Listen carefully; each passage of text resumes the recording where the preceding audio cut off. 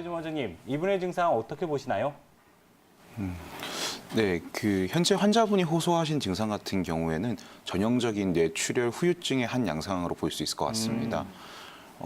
뇌출혈 같은 경우에는 즉 뇌의 어떤 부위에서 출혈이 일어나냐에 따라서 그 증상들이 다양한 양상으로 나타나고 있습니다. 첫 번째, 뇌출혈이 실제적으로 나타나는 부위가 뇌실질 부분이 있고, 뇌실질이 아닌 지주막하나 그런 부분이 있고, 또한 이제 소뇌와 같은 부분이 있습니다. 실제적으로 뇌실질에서 출혈이 발생했을 경우 다시 그거를 세분화시켜서 봤을 경우 중뇌교 연수에서 교내 뇌교 파트에서 출혈이 났을 경우에는 양측성으로 마비가 나타나고 또한 혼수 상황이 아주 급박하게 나타납니다. 왜냐하면 이제 교내라는 부분은 우리 몸에서 중추적인 기관을 특히 사람의 생명을 관장하는 호흡과 심박수나 이런 것들을 관장하는 파트인데 거기서 뇌출혈이 발생했을 경우에는 증상이 좀 심각하게 나타나는 경향성이 있습니다. 그리고 이제 뇌실질, 대뇌방구, 우리가 크게 이제 대뇌방구에서 발생을 했을 경우에는 해당 대뇌방구에서 증상이 나타났을 때 바로 즉각적으로 나타나는 경우도 있지만 실제 CT나 MRI를 찍어봤을 때 뇌출혈 양은 상당히 크지만 실제 환자분이 호소하신 증상은 또 하나도 없는 경우도 간혹가다 있습니다. 즉 뇌실질, 대뇌방구 파트에서 일어나는 뇌출혈의 경우에는 다양한 양태가 있을 수 있기 때문에 증상만 가지고는 어떻다고 말씀을 드리기가 좀 어려운 지점이 있습니다. 그리고 뇌의 실질 부분에서 피각 부분에서 출혈이 있을 경우에는 이제 우리가 흔히 중풍하시면 생각하시는 그런 이제 한쪽으로 반신불수의 양상이 나타나시고 혼수가 일어나는 증상들이 일어나실 수가 있습니다. 그리고 이제 소뇌에서 일어날 경우에는 현재 환자분이 호소하시는 어지러움 증상, 그리고 이제 몸을 잘 가누지 못하고 잘 걷지 못하는 증상 등이 발생을 하실 수가 있습니다. 네, 그렇다면 우리 시청자님 증상으로 미루어 봤을 때 뇌 부분에서도 소뇌 부분에서 출혈이 일어난 것 같다라고 설명을 해주셨는데요. 원장님, 보다 더 구체적으로 실제 사례와 함께 소뇌 출혈의 특징을 저희가 알아볼까요? 네. 우선 소뇌 출혈을 알아보기 이전에 우선은 소뇌가 어떤 부분인지를 저희가 한번 확인해 보는 게 중요할 것 같습니다. 네. 지금 아마 영상이 뜰 건데 소뇌, 말 그대로 대뇌, 소뇌 중에서 작은 뇌를 소뇌라고 합니다. 현재 사진상에 나타나고 있는 작은 부분이 소뇌인데 소뇌는 우리 뇌 전체에서 한 10%의 부분 용적을 차지하고 있고 그람수로 따지면 한 150g 정도의 무게가 일반적으로 나가고 있습니다. 우리 진화론적으로 봤을 때 대뇌와 소뇌를 비교하면 소뇌는 아주 원시 생물에서부터 우리가 균형 감각을 이루기 위해 발달한 조직이기 때문에 해부학적으로 봤을 때는 아주 오래된 고대 기관이라고 저희가 표현을 하고 있습니다. 소뇌의 대중추적인 역할은 대개 척수에서부터 정보가 올라와가지고 뇌로 가는 통로인데 이 통로에서 주로 관장하는 것은 운동 영역입니다. 어떤 연구 결과에 따르면 실제 운동선수들, 되게 유명한 운동선수들이 사후에 부검을 해봤을 때 이 소뇌 크기가 일반인들에 비해서 조금 더 크다고 나오는데 그 이유는 미세한 운동 조절을 관장하는 것이 소뇌이기 때문입니다. 즉 소뇌가 이상이 있을 경우에는 미세한 운동 조절이 잘 되지 않음으로 인해서 가령 저희가 숫자를 1, 2, 3, 4, 5 이렇게 세는 손가락 동작들은 생각보다 아주 미세한 조절이 필요한 동작입니다.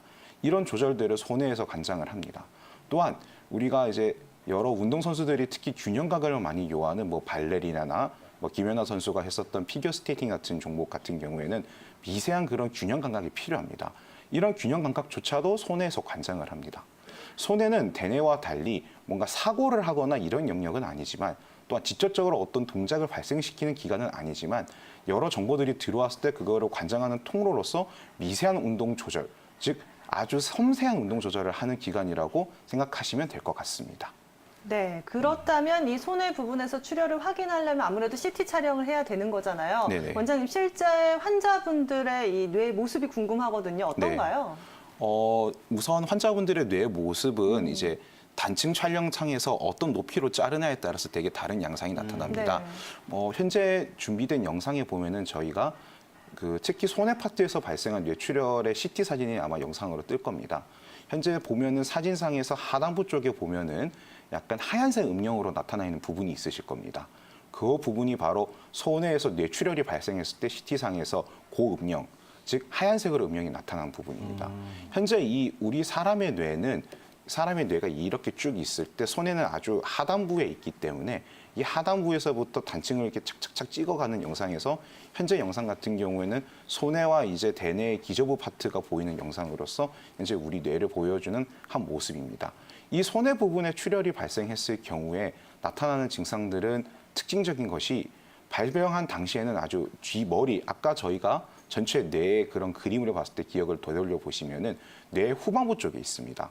즉 머리의 뒤편, 후두에 있기 때문에 두통이 발생했을 경우에도 이제 후두통 양상으로 나타나시는 게 있으시고 또 손해에서 이상이 있을 경우에는 구토 등의 증상이 초반에는 발생할 가능성이 높습니다.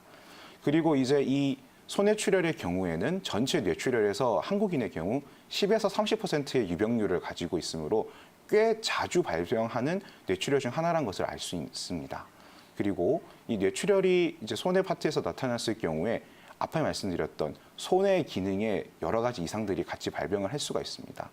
1차적으로는 이제 운동 조절이 잘 되지 않아서 보행이 아주 잘 되지 않으시는 그런 양상들이 나타나실 수가 있고요. 그다음에 아까 보여드렸던 손가락을 이렇게 세는 것과 같은 미세 조절이 되지 않는 그런 미세 조절 방향 문제성이 발생을 하고 균형 감각이 또 이상이 초래하기 때문에 현재 환자분이 호소하신 증상처럼 걷는 것이 어렵다. 즉 근육이 잘 움직여도 균형 감각을 전체 뇌에서 맞춰주지 못하면은 걷는 것이 어렵기 때문에 그런 보행 장애들이 발생을 하실 수가 있습니다. 또한 손해 이상이 발생할 경우에는 두통과 같은 증상과 오심, 그리고 환자분이 말씀하시는 어지러움, 즉 현기증도 같이 수반될 수가 있습니다. 이런 이제 손해의 경우에는 대뇌 방구에서 발생하였던 출혈과 다르게 좀 특징적인 약간 출혈 양태들에 따른 증상이 있을 수가 있는데요. 환자분 같은 경우에는 이런 측면에서 좀 손해 출혈이라 볼 수가 높아집니다. 또한 자각적으로 만약 이제 환자분께서 CT 보셨던 것이 막 기억이 안 나신다면은 롬베르그 검사라고 해서 손해 출혈이 있을 때 자각적으로 저희가 검사할 수 있는 검사법이 있는데요. 우선 군대에서 하는 것처럼 차렷 자세로서 앞발을 모으고 서신 상태에서 그 상태에 딱 길이 서 있는 자세를 취했을 때 어지러움 증상이 있다. 이 경우에 근데 눈을 감았을 경우 그 어지러운 증상이 더 심해져서 아예 서 있는 것을 유지할 수 없다. 이 경우에는 저희가 일반적으로 봤을 때 손해 출혈의 양상이라고 저희가 보여지고 있습니다. 네, 우리 시청자님의 증상인 균형 감각 보행장애뿐만 아니라 현기증 또 오심과 두통도 발생할 수 있다는 점도 기억하시면 좋을 것 같은데요. 김태조 원장님, 그렇다면은 이런 뇌출혈 증상 같은 경우에는 한의학에서는 어떻게 바라보고 있나요? 예, 한의학에서는 이제 우리가 일상적으로 많이 쓰는 용어, 즉 중풍이란 용어로 뇌출혈을 바라보고 있습니다. 중풍, 말 그대로 가운데 중자에 맞을 바람 풍자를 써서 바람에 맞는다는 한자 용어입니다. 근데 이 풍자라는 것이 이제 저희가 일상적으로는 그냥 바람풍, 바람으로 생각을 하지만은 한의학 대사전을 찾아보면은 빠름이라는 것을 지칭하는 용어로 쓰고 있습니다. 즉 병이 빠르게 진행되는 양태들을 저희가 풍사라고 해서 바람을 이용해서 저희가 묘사를 하고 있는데, 즉 뇌졸중이나 이제 뇌출혈 같은 경우에는 이와 같이 급격하게 병이 뇌에서 발생을 함으로 인해 전신의 증상이 확 나타나기 때문에 뇌출혈, 뇌경색을 중풍으로 한의학에서는 바라보고 있습니다. 네, 그렇다면 원장님 이렇게 한방에서 중풍을 바라봤을 때 유발시키는 요인을 따로 좀 볼 것 같거든요. 네. 어떤 것들이 좀 원인이 될 수 있을까요? 중풍을 유발하는 요인 같은 경우에는 과거의 의서에 따르면 저희가 여러 가지 원인에 의해서 분류를 합니다. 첫 번째로는 이제 외사라고 해서 외부의 요인에 의해서 중풍이 발생할 수 있다고 봅니다. 말 그대로 저희가 흔히 이제 뇌졸중이 언제 많이 발생하냐를 통계적으로 저희가 볼 경우에는 이제 겨울철에 바람이 많이 불고 날씨가 아주 떨어져 있는 상황에서 중풍이 많이 발생을 한다고 통계적으로 나와 있습니다. 왜냐하면 차가운 바람과 차가운 기운이 있을 경우에 그 바람과 차가운 기운에 저항하기 위해서 우리의 혈관들은 수축을 하게 됩니다. 왜냐하면 몸의 체온을 유지하기 때문이죠.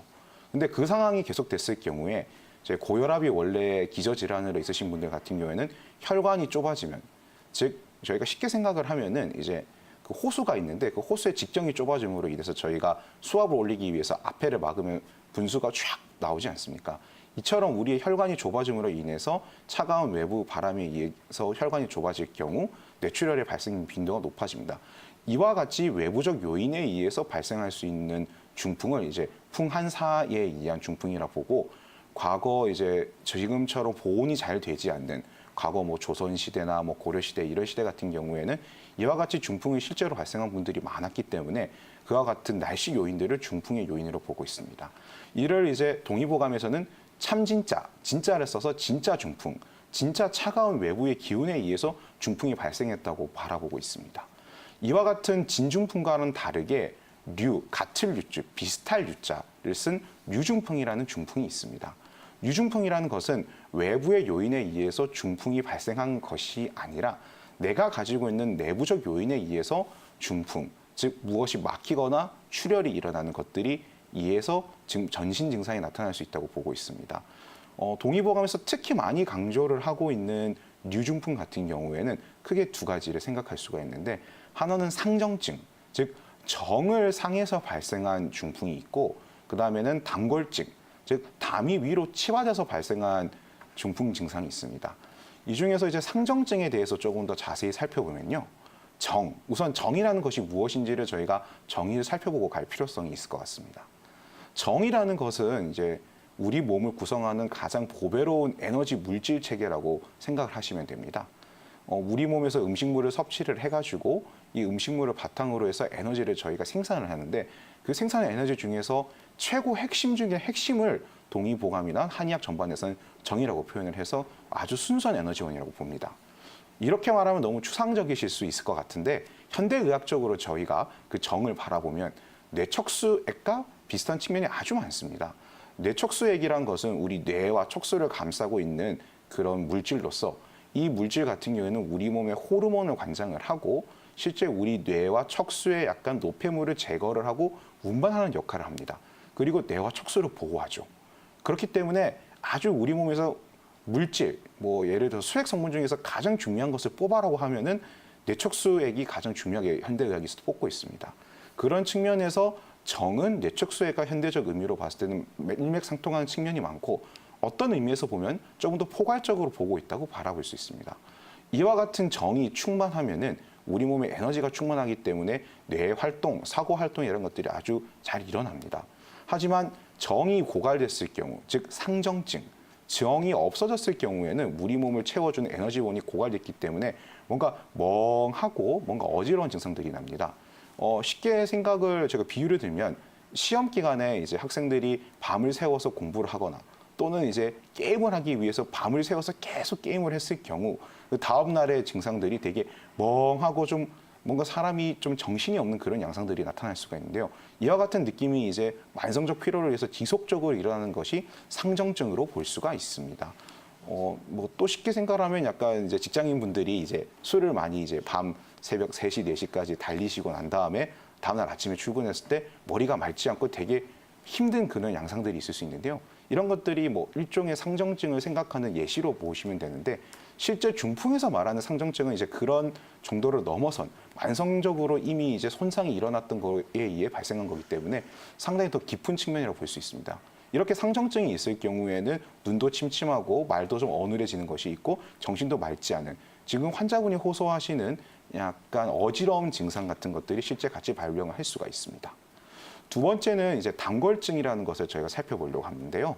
담골증의 담자와 걸자를 한자를 풀어보면은 담자는 이제 뭔가 막혀 있을 담이라고 해서 담음 담자로 해서 우리 몸의 앞에서 말씀드린 정 그런 순수하고 아주 고결한 에너지가 순환이 잘 되지 않을 경우 어느 일정 부분에서 막히게 됩니다. 이렇게 막힐 경우 담음이라는 그런 적체물로 되게 되는데 이 적체물은 에너지원이긴 하지만 앞에서 살펴본 정과 같은 순수한 상태가 되지 않기 때문에 우리 몸에서 만약 소통이 되지 않고 막혀버리면 문제를 유발할 수가 있습니다. 걸자 같은 경우에는 이게 이제 치받아 오를 걸자, 즉 역상한다라고 생각을 하시면 됩니다. 원래 이제 우리 몸의 정이라는 것은 우리 몸의 이제 골반에서부터 척수를 타고 쭉 올라가서 뇌까지 들어가서 우리 몸의 전체 영양분을 자양하는 요소인데 이 정이 올라가야 될 승강통로에 아까 말씀드린 담, 약간 순환이 안 돼서 혼탁해진 에너지원인 담이 딱 막혀 있어서 위로 치받을 경우 담골증이라는 증상이 나타나게 되는데 이럴 경우에 이제 머리가 어지럽거나 속이 미식거리거나 구토를 하거나 이와 같은 증상들이 같이 수반될 수 있습니다. 담골증이 있을 경우에 흔히 머리가 아주 어지러워서 참을 수가 없다 이런 분들이 아주 많습니다. 단골증까지는 아니더라도 일상생활에서 쉽게 저희가 비유를 들면은 약간 소화가 안 되면서 담음이 있으신 분들이 특히 배멀미나 차멀미를 많이 하신 분들이 아마 주변에 많으실 거예요. 예, 이런 분들이 항상 담음을 끼고 있고 그 담음을 낀 분들이 만성 피로 상태에서 쭉 있는 그런 중풍이 지속적으로 진행됐을 경우에 이제 위로 치받아서 더 힘들어지는 것을 단골증이라고 봅니다. 이런 단골증이 있을 경우에 중풍 증상은 CT상으로 찍어봤을 때는 막상 뭐 출혈이나 경색이 그렇게 심하지 않음에도 불구하고 막 어지럽다 하신 분들이 꽤 많으세요. 이런 분들이 이제 저희가 한의원에서 보거나 한방병원에서 볼 때 오셔서 저희가 치료할 경우 단골증으로 진단을 받고 좀 회복되는 경우들이 꽤 많았습니다. 그렇기 때문에 단순히 머리 사진을만 보고 뇌출혈, 뇌경색만 판단할 것이 아니라 이분이 현재 전신적으로 컨디션이 어떠신지를 한의학적으로 바라보는 것도 의미가 있을 것 같습니다. 네, 이렇게 한의학에서 바라보는 중풍의 유발 요인들에 대해서 체크를 해봤는데요. 마지막에 이야기를 했던 것처럼 유발 요인들에 따라서 치료가 달라질 수 있잖아요. 네. 어떻게 치료를 받으면 좀 효과적일까요? 유발 요인들에 따라서 치료가 달라지기 때문에 그 유발 요인을 확실히 분석하는 것이 중요합니다. 우선 앞에서 말씀드린 상정증, 이제 정이 화하셔서 이제 발생한 중풍의 증상 같은 경우에는 크게 같이 수반되는 증상들이 귀가 좀 어둡고 이제 무릎과 다리가 시큰거리면서 차가운 바람을 만났을 때 무릎이 시리다 이런 분들이 꽤 많으세요. 그리고 실제적으로 음식은 이제 먹으려고는 하는데 소화를 잘 못 시키지만 입에서는 계속 땡기는, 즉 음식물을 생산하는 그런 우리의 이제 쌀이나 잡곡을 먹기 위해서 노력을 많이 하시는데 그게 잘 되지 않음으로 인해서 소화는 잘 되지 않는 분들이 꽤 많습니다. 이제 이런 분들 같은 경우에는 그것을 저희가 맥진이란 설진, 즉 맥을 잡았을 경우에는 맥이 되게 삽삽하다, 즉 맥이 까끌까끌하면서 에너지가 없는 양태로 나타나는 경우들이 많다고 저희가 진단을 할 수 있고, 설진상, 즉 혀를 내밀어 봤을 때 그 사람의 색깔을 봤을 때는 색깔이 좀 어둡고 백태나 저희 이런 게 있지 않습니까?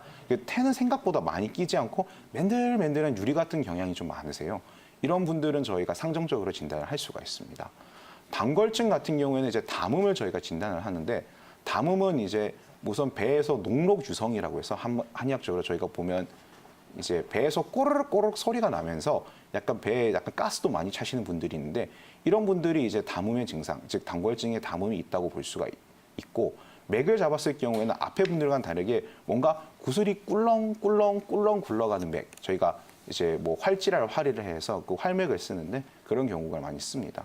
이런 경우에 치료 같은 경우에는 저희가 부항을 이용해서 우선 전신 순환을 저희가 할 수가 있고, 그 다음에 약 같은 경우에는 앞에서 말씀드린 정이 부족한 분들은 정을 채워주기 위해서 저희가 뭐 유명한 십전대보탕이나 뭐 육리지향한 같은 처방을 쓸 수 있고, 단골이 있으신 분들 같은 경우에는 청운화담탕을 이용해서 담을 칠 수도 있습니다. 그리고 이제 약침을 이용해서 치료 효과를 더 극대화시킬 수 있는데, 한약과 침을 결합한 약침을 해당 혈자리에 직접적으로 한약이 퍼지게 함으로 인해서 전신 순환을 촉진시킬 수 있습니다. 특히 뭐 사양이랑 웅당 같은 약재를 이용한 약침을 이용하면 효과가 배가가 될 것입니다.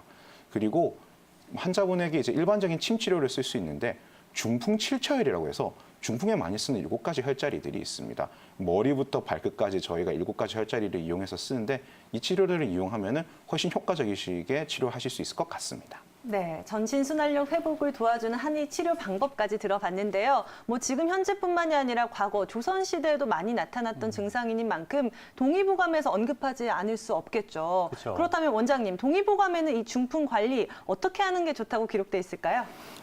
동의보감에서는 여러 가지 생활수칙으로 해서 나오고 있습니다. 네. 첫 번째 같은 경우에는 이제 큰 소리 치지 말고 화를 내지 말라고 나오는데요. 즉 노기의 상승을 방지하라는 의미로 제시합니다. 앞에서도 제가 말씀드렸다시피 혈압이 있으신 분들이 중풍, 좀 뇌졸중이 잘 발생을 하기 때문에 그 혈압 상승 요인을 이제 배제하라는 의미에서 이렇게 동의보감에서는 제시를 하고 있습니다. 그리고 식사를 하고 난 다음에 이제 200보에서 300보 걸어라라는 게 나오고, 그다음에 식사도 아침은 좀 많이 먹고 점심은 그거보다 적게, 저녁은 더 적게 아예 안 먹거나, 그리고 같은 맥락에서 야식은 먹지 말라고 나오고, 또 술과 기름진 음식과 밀가루를 먹지 말라고 나옵니다. 이는 현재 이제 중풍에서 특히 이제 콜레스테롤이 높은 분들이 이제 뇌졸중 중에서도 뇌졸중이 발생할 가능성이 높은데, 그를 방지하기 위해서 이를 제시하고 있다고 생각이 되어집니다. 그리고 성생활을 금기시하라는 것도 나오는데, 이는 성생활을 할 경우에 그런 흥분감으로 인해서 혈압이 상승하는 것을 방지하기 위해서 나오고 있습니다. 그리고 우리 일반 사람들이 그 중풍이 있을 경우에 그걸 예방하고 그것을 있을 경우에도 치료하기 위한 운동법들이 두 가지가 나오는데 첫 번째는 용천혈 마사지입니다. 용천혈은 우리 발의 중심에 이렇게 있는 혈자리인데 우리 몸의 전신 순환력을 책임지는 혈자리로서 이 부분을 이렇게 툭툭툭 쳤을 경우에 전신 순환력이 확대됨으로 인해서 의미가 있다고 보여집니다. 그리고 두 번째 재미있는 운동법이 하나 있습니다. 정의 승강 운동이라고 해서 동의보감에서 제시하고 있는데 나와 있는 그림은 이제 동양에서 인체를 바라봤던 해부도 관념적 해부도인 그 신형장부도라는 요소입니다. 신형장부도 같은 경우에는 우리 뇌의 척수를 표상을 하고 있는데 맨 위에 있는 옥친강, 농로관, 미려관을 통해서 우리 몸의 정이 올라가는 승강 통로를 보여주고 있습니다. 이 정, 보배론 에너지가 올라가야 결국엔 중풍을 예방할 수 있고 중풍 회복도 빨리 될 수 있는데 이를 이용한 치료법을 어떻게 하냐? 즉 천천히 누워서 다리를 쭉 뻗은 상태로 발가락에 힘을 딱 줍니다. 그 상태에서 숨을 깊게 들이마시셨다가 내쉬셨다 하면서 약간 나의 몸을 괴롭히고 있는 여러 스트레스들을 배제를 하고 그 상태에서 에너지가 위로 올라갔다 아래로 내려갔다 할 수 있도록 집중을 하면서 명상호흡법을 하는 것입니다. 이를 통해서 스트레스가 많이 내려가고 그를 통해 노기가 잡힘으로 인해서 상정증이나 당골증의 증상을 완화할 수 있기 때문에 동의보감에서는 이 운동법, 정의 승강 운동법을 강조하고 있는데요. 호흡법이고 명상법이니 여러분께서도 한번 같이 해보시는 것이 좋을 것 같습니다. 네, 어머니 안녕하세요. 네, 안녕하세요. 네. 항상 고마워요. 아, 예.